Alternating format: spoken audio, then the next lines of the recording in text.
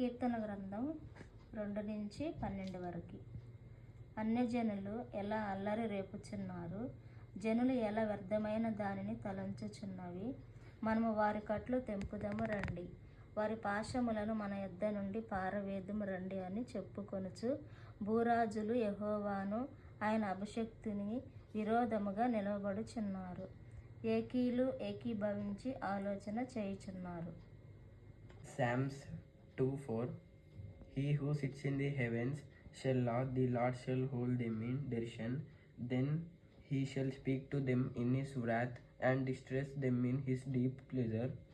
Yet I have set my king on my holy hill of Zion. కీర్తనలు 2వ అధ్యాయం 7 నుంచి. కట్టడను నేను వివరించదను, యెహోవా నాకిలాగు సెలవిచ్చెను. నీవు నా కుమారుడవు, నేను నిన్ను కనియున్నాను. నన్ను అడుగుము, జనములను నీకు స్వస్థముగాను, భూమిని దిగాంతముల వరకు సొత్తుగాను ఇచ్చెదను. ఇనుప దండములతో నీవు వారిని నలగొట్టెదవు, కుండను పగలగొట్టినట్టు వారిని ముక్క చెక్కలుగా పగలగొట్టెదవు.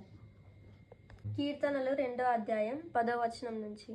కాబట్టి రాజులారా వివేకులై యుండుడి, భూపతులారా బోధనందుడి. భయభక్తులు కలిగి యెహోవాను సేవించుడి, గడగడ వణుకుచు సంతోషించుడి. ఆయన కోపము త్వరగా రగులుకొనును. కుమారుని ముద్దు పెట్టుకొనుడి, లేని ఎడల ఆయన కోపించును. అప్పుడు మీరు త్రోవ తప్పి నశించెదరు. ఆయనను ఆశ్రయించు వారందరూ ధన్యులు. దేవుని పరిశుద్ధ వాక్యం దీవించును గాక. ఆమేన్.